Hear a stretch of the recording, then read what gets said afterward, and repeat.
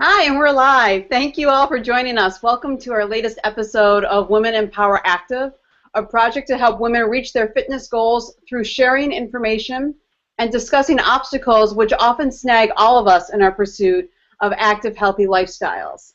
I'm Amy Moritz, and I'll be your moderator tonight. Reminder to follow along on Twitter. Follow UR Sportswear.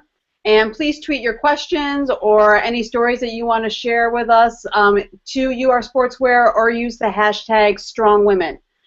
We encourage you to ask your questions today, especially for our guest, who is Amy Dedich.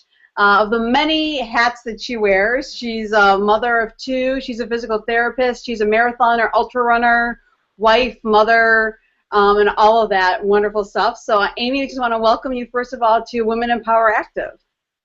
Thank you for having me. Yes, it's exciting to have you. And tell us a little bit. You started running after you had your baby. So did you have an athletic background before you started running? I did. I was a swimmer pretty much my whole life up until college. I sort of had to give it up because I was going to school to be a physical therapist. I was doing an intense program where my undergraduate was only 3 years, so I didn't really have time for the practices. So, I mean, I did miss it, but I had to give it up. And I also did play softball through high school as well, so I wasn't new to sports. But you were new to running, correct? That is correct. Pretty much my whole life, I hated running, actually. I always said I would never run in my entire life. And that changed, obviously. So when you decided to pick up running, what were some of the difficult things that you had to get through? Like you said you'd never run. So what were some of the mindset things that you had to overcome when you decided to start doing this? Well, I think it's really hard mentally because, I mean, even just the first few steps, you're like, this sucks. I don't want to do it. It's really hard. On top of that, I would say it's mild asthma at this point, but that's, I think, part of why I hated running as a kid, because I did struggle with that. It was easier for me to swim because you're in a humidified environment, I guess, is how the doctors would explain it to my parents, because they never understood why I could swim for hours but barely run to first base during softball. So that was kind of hard. My lungs would burn right away as soon as I tried to start again. So I did go back to my doctor because I hadn't used an inhaler in a long time because I kind of wasn't being active for a while. They got me back started on that, and so that kind of helped that. And gradually over time, the doctor explained to me, my lungs would get used to it, and it would take longer each time I went out for the lungs to start burning. Now they don't burn at all, though. See that's the good news. So were there things that you did? I mean, you had to not only get into running, but then had to get over some physical ailments and deal with your mild asthma. So were there things that kept you going, and what kept you motivated to stick with it and not just say this burns and I'm done with it? I think because in the end, even though it would bother me at first, or after, in the beginning, after a mile, then it would start burning again. After I was done, I would be like, wow, I actually feel better. I feel good. Even though it was hard to do it, I still feel good about it. And, and slowly I could just feel my body was getting into better shape. I had more energy. I was happier. I just kept wanting to do it. I guess, people say you do slowly start getting addicted to it. And you started with 5Ks, correct? Yeah, that was the first race distance I did. Okay, so you started with 5Ks, and what made you want to get into running longer distances, starting with marathons? Well, after I did a few 5Ks, I did sign up for an 8K, and it happened to coincide with the Philadelphia Marathon. So I got to go to the Marathon Expo to pick up my stuff, and that was fun.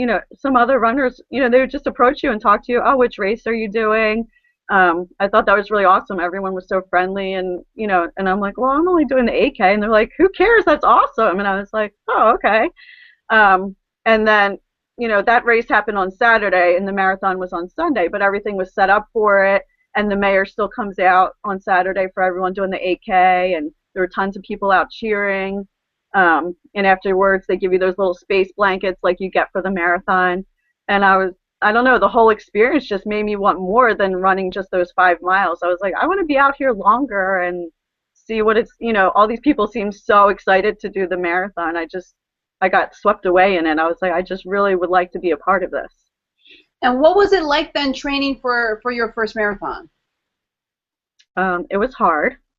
And I mean, my husband supported me, of course, and he was, you know, there for me the whole time. He was like, you know, doing everything so I wouldn't miss a training run and stuff like that. But still, in the back of my mind, I'm pretty sure it was in the back of his mind that like this girl has run like 5 miles, like, you know, up until this point, and now she's gonna do a training cycle and run a marathon in a few months. And I myself was like, you know, sometimes I found myself my the mental challenges were really hard because I was like, what am I doing? This is crazy, you know. And then also another physical ailment. I used to get shin splints here and there when they would try and make me run for softball. And it runs in my family, so I kind of was expecting when I started picking up the mileage. I sort of had a little bit of problem with it leading up to that 8K, but then it really got bad during the marathon training. But I just had told everyone I was going to do this, and I knew most people were like, yeah, okay, we'll see. And so I just didn't want to give it up. And I know better. I'm a physical therapist, and I'm pretty sure I had a stress fracture. But I did the whole, you know, icing all the time, and I was rolling. And I also found a brace that I could put on my shin to kind of like hold everything together and support it while I was running. It never really went away during that training cycle, but it was good enough that, like, you know, I wasn't screaming in pain, so I ended up doing it. And that first one was, if I read your info correct, was in Bosnia, correct? Well, it was when I was in Bosnia. The race itself was actually in Croatia, but just over the border. Okay, so still not the U.S., right? No.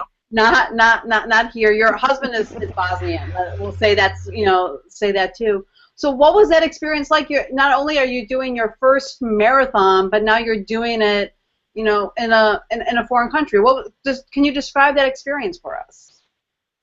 It was really cool. I just thought, you know, well, okay, a lot of people do a first marathon. How do we take that up a notch? Let's do it somewhere, you know, completely different. Somewhere I've been, but somewhere I've never run before. And it was taking place in a national park that I'd been to with Amir, and it's just beautiful. But the other key is that I knew it's extremely hilly.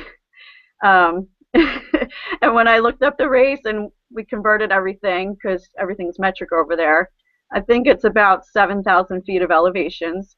So that was another, you know, little bit of a doubt in my mind about that. But everyone there was just like what I'd experienced here at the Philly Marathon. They were all so excited and so upbeat. And luckily enough, because I was, you know, it is kind of a little bit intimidating. Like, I know a little bit of the language, but not a ton. To be, you know, if I was going to do everything completely on my own. So Amir had signed up. There was a 10-miler that was going along with it. So he got to run. It was probably about the first 9 miles of the race we ran together, and then he had to take off to finish, and then I continued on my journey. So that really kind of settled me in. So those nerves kind of like went away, and I was like, all right, I can just go and do the rest, you know. So that was pretty cool. You know, and you mentioned obviously the elevation and the hills. How did you go about? Did you train with that in mind, or did you just train to get mileage in? Since it was my first one, it was kind of pretty challenging just to get the mileage in. You know, every time I hit a new, I guess, milestone, it was just a big success. So I didn't really do, I can't lie, I really didn't do much, you know, for hill training or anything like that. But my main goal was really just to finish it, you know. So I just had in my mind, you know, things get hard, you just, even if you're going slow, you just keep going. And I did finish. Most important thing, right? The most important thing is getting to the start line and then finishing. I just want to remind people who are watching us that you can tweet us your questions for Amy at You Are Sportswear, and use the hashtag #StrongWomen, and you can ask your questions of Amy. And so you did your first marathon, and obviously it went well enough that you wanted to do more, and then you transitioned to doing ultras also. So what was first of all, what was the motivation then to go farther and to start doing 50Ks? I don't know. Every time I ran a distance, I just was like, I wonder if I could go further than this. And I think it would be really fun to go further. So I should put in a little context that about probably 2 or 3 months after I finished my first marathon, I was pregnant with my second child. So there was kind of a huge gap between the first and second marathons. I did run through my pregnancy, most of it. Obviously not the same amount of mileage. I did what I felt was comfortable for my body. And then, when I got the all clear to start back up, I kind of took it a little bit slow. I did, I think, a couple halves first, and then my second marathon was the Philly Marathon, the year that I had my daughter. And by this time, so Amir had never run a marathon when I ran my first marathon. He had only done 5Ks and a couple 10-milers. So then after I did that, and he saw like my emotions and how just like crazy happy I was afterwards, he was like, well, I got to try this now. So I was pregnant, and after I had our daughter, he did a couple marathons, which we went and supported him and everything. So then he started getting into the distance. So then the two of us together, I think both of us started getting into doing these long distances, and then it just kind of snowballed. It also helped that we became kind of involved on Facebook and Twitter and running groups, and we kind of started becoming friends with people that were more in the ultra running variety. They seemed like our kind of people, I guess you would say. And so we just were kind of like, oh, well, they're doing this, so let's give it a try. And you mentioned your husband, who runner also, and got involved in that. So how does that? Let's talk a little about the family balance and how that works, because when you're training for a marathon, let alone an ultra, that's a lot of training time, and you've got a 5 and a 2-year-old. So how do you go about starting to think about balancing that with both of you training? Yes, it was easier when it was just me. And now it involves spreadsheets, I'm not going to lie. And I'm not an organized spreadsheet kind of girl. So, that was kind of a challenge for me to start becoming a little bit more organized and, I guess, focused and goal-oriented. So basically now we've kind of got it streamlined. I've been working with a coach this past year, so he sends me my plans weekly, and he uses an app. Well, it's a website too, to upload my training plan. So of course Amir has downloaded that app so he can stalk my workouts, which is good, so he knows what I'm doing. He creates his own workouts, which is what he used to do for both of us. He would create our training plan for whatever race we were working towards, and we would have our little spreadsheets hanging up, so everyone knew what we were doing. So now, since we're kind of on 2 different pages, we kind of, beginning of the week, it's like, okay, well, what's your schedule look like running wise this week? What's yours look like? Then we have to go and think about my work schedule, because I don't work full time. I work what they call per diem. In general, I have set days during the week, but sometimes it changes. It can vary. Sometimes I have to work a weekend day. So then we figure that out. Now that our son is 5, he has like actual activities and sports he has to do. So we have to figure that stuff out too. So we kind of, weigh all that and say, okay, well, do you want to run mornings this week, or do you want to run after work this week? And who's picking up from school, who's taken to this activity, figure it all out. It doesn't happen in 2 seconds. So, yeah, and you mentioned that you weren't necessarily a spreadsheet kind of girl when you came into this planning. So were there trial and errors as far as figuring out how best to plan your life? And it sounds like you take it a week at a time also. Yeah, at this point we really do. I mean, I think it'd be so hard to do it otherwise. I mean, if you go beyond that, I think you would, I mean, I would go crazy because sometimes it gets stressful just week by week, let alone like, okay, 3 weeks from now. And so what were there trial and errors in trying to do the schedule and in trying to balance it? Oh yeah, definitely.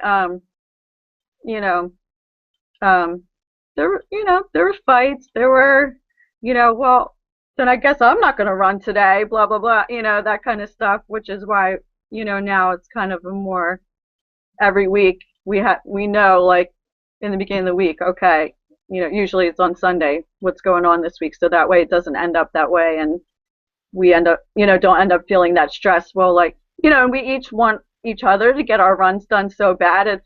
It's almost like I want Amir to get his runs in almost more than mine because, I just would feel bad if he missed a run. Um, so I think sometimes we actually get ourselves more stressed out about the other person than ourselves.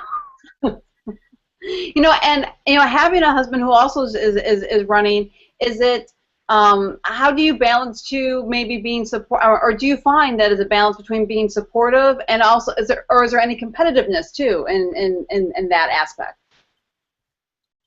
Yeah, I think we've had I think it's kind of flattened out a little bit now. But I think, you know, earlier on in our running, because we used to always do the same races, so we were always doing the same training, and then we would run the same races. And so then, if someone had a good day and someone had a bad day, it's like the person who had a good day, of course, is so happy for themselves, but then you kind of feel bad that he didn't have a good day. Um, and then the person who had a bad day was kind of like so happy for the person that had a good day, but then they were feeling down that they didn't have a good day. Um, and I think, there was times where, we were just kind of different places with like our speeds and like um, what we were able to achieve like in the ultras. Like I don't really like to use speed for ultras because it's not really speed. um, and I think there was some competitiveness there, and it was like sometimes I think it was causing a little bit of friction. Nothing like major, but here and there. Um, but we've kind of, we've worked on that, and I think running has taught us how to like be a better couple in that kind of aspect. Like we've learned to work together better, to be, to compromise. I mean, life in general, especially now that we have kids, like you learn how much you need to compromise. And then us having like this whole running thing, it's more than just like, regular workout each day that each one of us wants to get in. Clearly, it's much more of a time commitment than that. So that's caused us to really need to compromise a lot more as well. But then we kind of realized that like, okay, we can like different things. So we've kind of the last couple, well, I guess it was mostly this past year is when it's really happened. I focused more on road marathons, trying to qualify for Boston. Amir is a guy, and where his time's at right now would have to drop so much time, so he decided not to really focus on that, and he was focusing on more 50Ks because he really liked that. So then I took the kids and we went and supported him at a couple of races, and we had a blast. We helped out with the aid stations and stuff like that and cheered for everyone. And then they came and stalked me in the car on my road marathon, cheering for me. And then we did a couple races together, but now it's kind of, I don't know, it's at the point it's like we both are just working towards our own PRs now. Yeah, and I want to just remind people too watching that you can tweet us your questions at URSportswear with the hashtag StrongWomen. And you mentioned your kids and going and working the aid stations at some of the ultras and them road stalking you during the road marathons.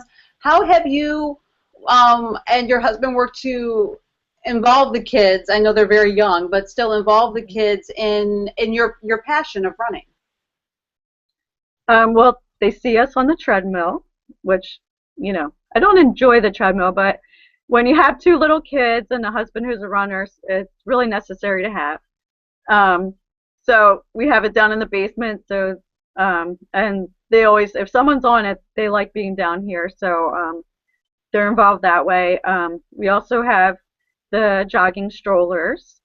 Um, and I had to learn to figure out like which kid was good for what kind of running. That took a little bit of work as well because my son my son gets bored really easily. So he was only good for like 3-4 miles tops, and then he's like ah.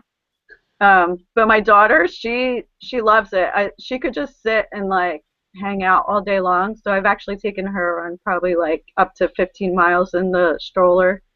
Um, and then when it's nicer weather out, we tend to do our recovery runs on Sundays that typically are like 5-6 miles. And we have the double jogger, so we'll do, a lot of Sunday family runs together where we just, go for a run, all four of us. And my son, he's so into it. He's always asking as soon as we come home for a run, how many miles did you do this run? How was it? How do you feel? And all that kind of stuff. He's like our little coach. And if he's with us on a run, he's like, why aren't you going faster? What mile are you on? And he actually got to do his first race at the Runners World Festival that we went to. They have a kids race that we let him run. So he was really excited, and he said he would like to do some more. So that's fantastic, right? When he's that he loves it as much. I love that he's like your little coach, that he's keeping you accountable when you come home, right? You didn't already have a coach, you've got one that you have to answer to. I know. It's great. With the holidays coming up and winter weather, you mentioned, I know you're around the Philadelphia area, and you have a treadmill.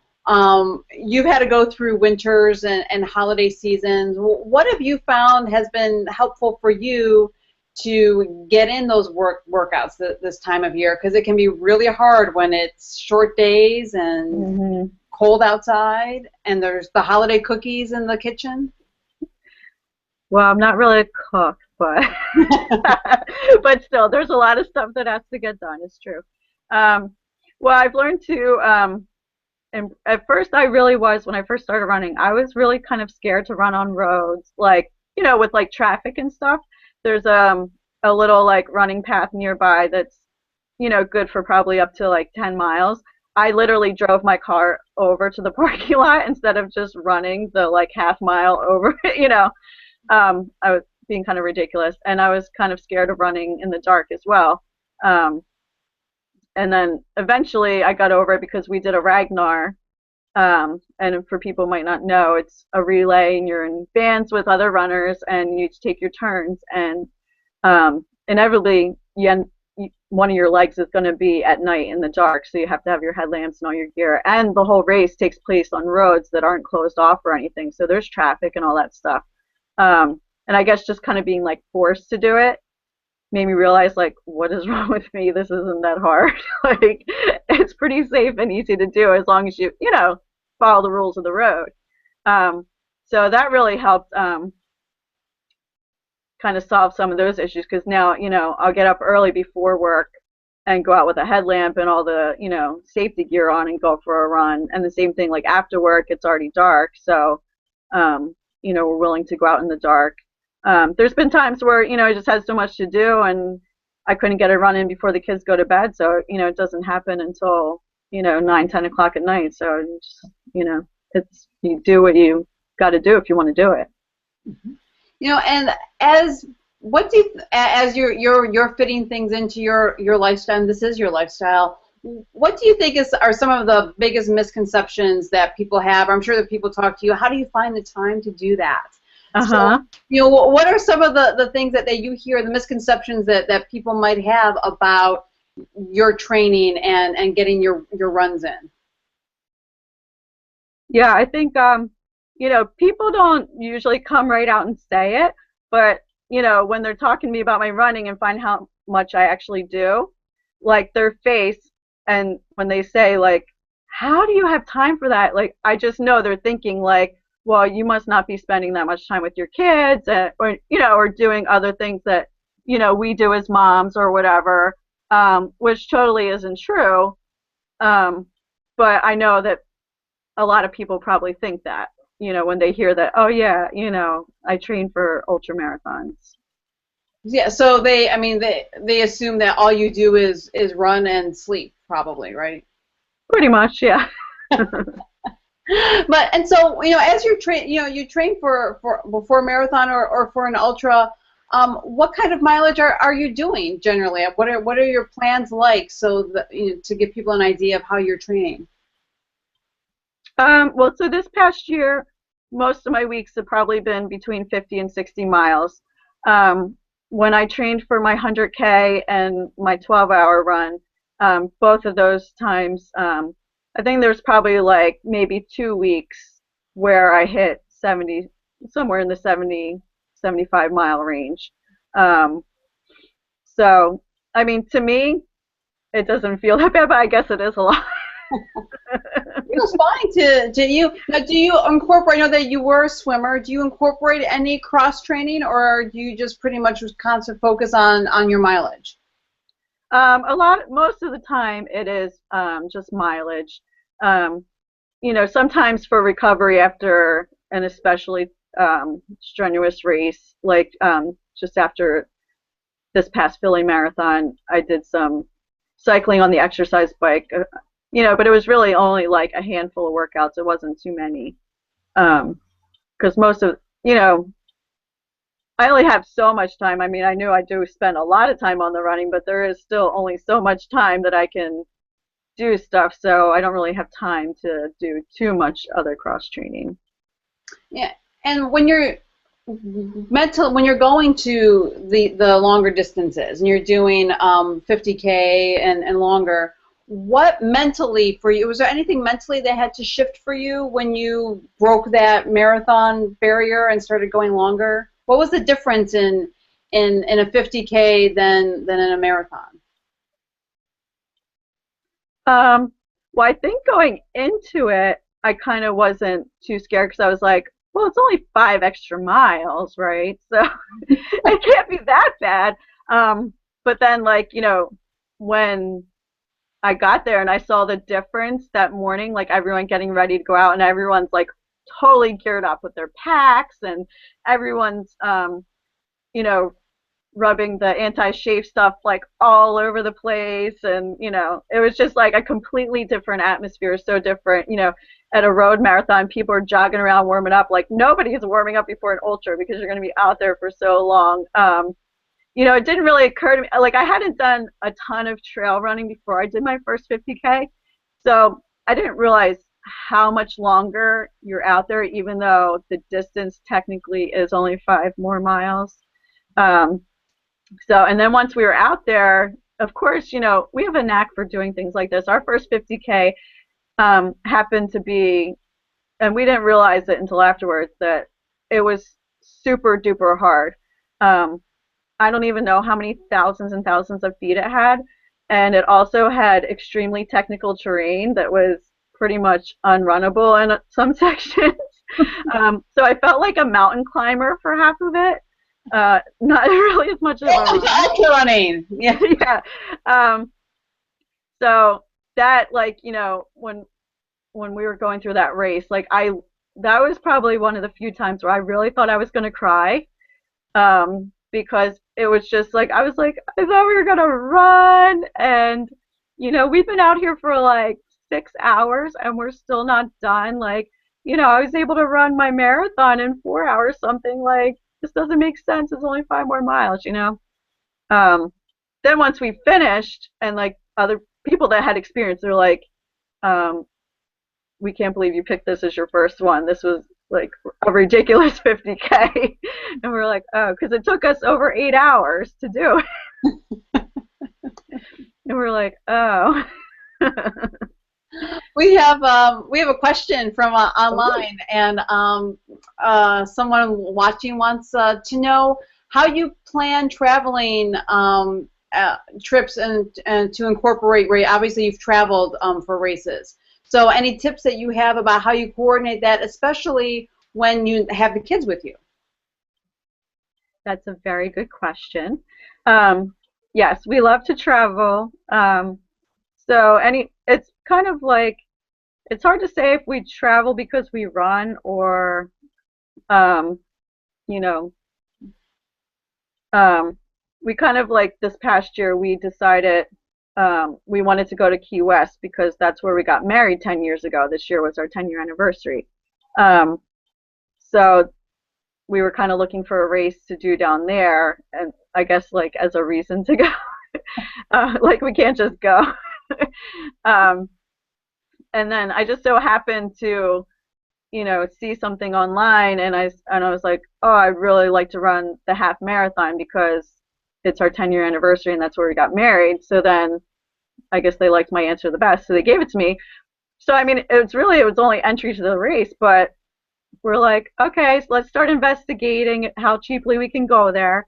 Um, so that's what we ended up doing, and we took the kids with us. So that was a race that I just did by myself, but Amir and the kids were there, and they cheered for me, and we spent like 4 or 5 days down there, and we showed the kids where we got married, and we had a great time. Um, Another time, Amir won entry to a race in Roanoke, Virginia, and it's termed the America's Toughest Road Marathon. So of course, when it said that, we were like, I think we have to do that. Um, and it turns out that I have a cousin. Like I knew she lived in Virginia, but not that. I didn't know she lived that close to the race. So when I was asking her about it, she was like, "Well, you can just come down and visit." I'm like, I probably never would have gone for a visit to see her had it not that race popped up. And then we did it again this past year, and this time my mom and my uncle and the kids went down. So, the family took care of the kids while we did it, and we actually did it twice. The toughest road marathon, of course you did it twice, right? I mean, why wouldn't I? Why wouldn't you? Why not? But in all of your stories, it sounds like you have like a good support system too, not just for training and for racing and for helping out when as you make this, it's your lifestyle, not just fitting it in. It sounds like. Yeah, and we try to get over to visit Amir's family every year. Unfortunately, we didn't get there this year, but we are going back in the summer. We've already decided, and of course, we can't go there and not do a race. So we have Amir did end up running that same marathon that I ran for my first one. We ran it together a couple years ago, but it takes place the very first weekend of June. So Nico's not done school yet now that he's in real school. But so we, it's like we have the whole summer we could go, but we're basing when we go based on when there's a race. So we're actually going to do an ultra there in Croatia. We were hoping to do the 100K, but we're actually not having it this year. But so we'll be able to do the 50 miler. But so his family's there, so they'll help us out so that we can do the race. So. And everyone they expect it. His mom, when we talk to her, it's like, okay, well, so when's the race you're going to do when you come? Everyone's come to expect that, right? So yeah. That's great. Earlier I had asked you about, possible, competition and how you had to work that out with your husband. Do you also lean on each other for support, though, when one of you might have a bad day or be hit a rough patch?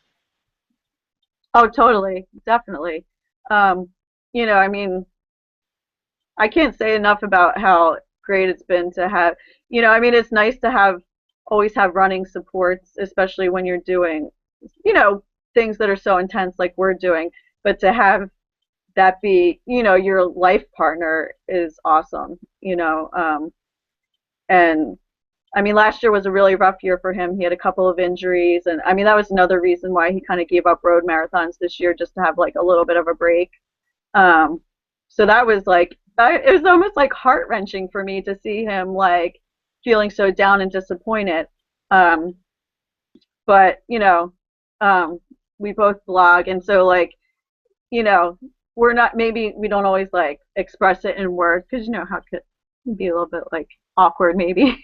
But I know in his recaps of how things are going, or how a couple of the races went last year that were so tough, he said he wouldn't have even finished if I wasn't there with him. And I know the same has been a couple times for me when I've been having a really tough time. Another question came in from Twitter, and they're asking about how far how far in advance do you plan races? I mean, do you guys sit down and look at a year and say, here's what the races that I want to do and are targeting, or how do you go about planning that? I wish we really had a system so I could like kind of help people figure that out, but we don't really. It's kind of things just pop up. Like for this coming year, for example, you know, we have decided, I mean, it's coming soon. There's a 50K this weekend that we'll do, and then there's another one the beginning of January. And then based on what happened in Philly, I did qualify, but only by 17 seconds, so I don't think it's enough. So I decided I need to do a spring marathon. So that's going to be really my focus after the first of the year until that marathon in March. So that's kind of how I decided how my spring was going to go. And then we both, you know, I think it's more like we kind of had general goals. We decide what we want to do for the year. So like we also said for 2015, it would be the year that we would go for our first 100 milers. So that's kind of how we're deciding on what to do for the rest of the year. We're going to do a few ultras, you know, after my road marathon, we'll do a few ultras, and then in the fall, we'll each do a 100 miler. And even that, we haven't yet decided on exactly which ones. And some of that too is like for 100 milers, sometimes you have to apply to get in and wait to hear about it. So the one Amir would really like to do, he can't even submit until after the first of the year and see if he gets in, because you know there's a limited number of people that can get in, and it's a popular one. So. And you're looking at a different one, correct? So that you guys can crew each other for the 100 miler. Yeah, exactly. And there's like a couple of options out there for me. If he does do that one, then there's a couple others that would be logistically reasonable for us to do. You know, we're already traveling to Bosnia this year, and maybe Virginia for a long weekend for the Roanoke Marathon again, because they've asked me to come back again as a blogger. So, you know, I can only do so much, and since it would be in the fall and Nico will be in school, we don't want to go anywhere too far. So we're trying to limit it to ones that are within, you know, reasonable driving distance. It would probably be like, you know, a 3-day weekend, which is, you know, it's awesome. I have my parents they can stay with who live locally here. Usually that's their, you know, grandparent time is when we have a race weekend. You know, instead of using them to babysit when we go out or, you know, something like that, it's for races usually. The grandparents always love to take the kids, right? Oh, we'll watch. And they do. Yeah. Because they can always give them back, you know. Exactly. You don't want to know what's been going on at Grandma's house. You were away running. Well, Amy, the last question I want to ask you is if you could leave, you know, our viewers with what's one thing that you would want women to know about balancing a healthy, you know, training, whether it's for a 5K or a 50K, about training and balancing that with work and family time. You know, I just say, you know, if you want to do it, do it. There really should be no reason that you don't. You know, I still sometimes I'm always like, I'm not really a runner. Like, I don't feel like I was born to run or made to run or anything. But it's something I ended up liking to do, and I just work really hard at it. So I've gotten better, which also makes you want to do it more. But I just think anyone can do it, you know, and you can make time for it, you know, no matter how busy your life is. I think you can always make time for something that you want to do. Great. Well, Amy, thank you so much for sharing your story and motivating us to get a little bit more organized. And I might put out a spreadsheet for myself so that I can start to look at and plan my week a little bit better. Thank you so much for your time. Thank you for having me. Right, and remind everybody watching that this will be up on UR Sportswear. So if any of your friends missed it or you missed it earlier, you want to check something out, you can go back and check it out. And also, we'll have another episode coming up later this month, so you don't want to miss that. Make sure that you check and follow UR Sportswear. For the Women's Empowerment Active, I'm Amy Moritz, and I'll see you all next time. Bye-bye.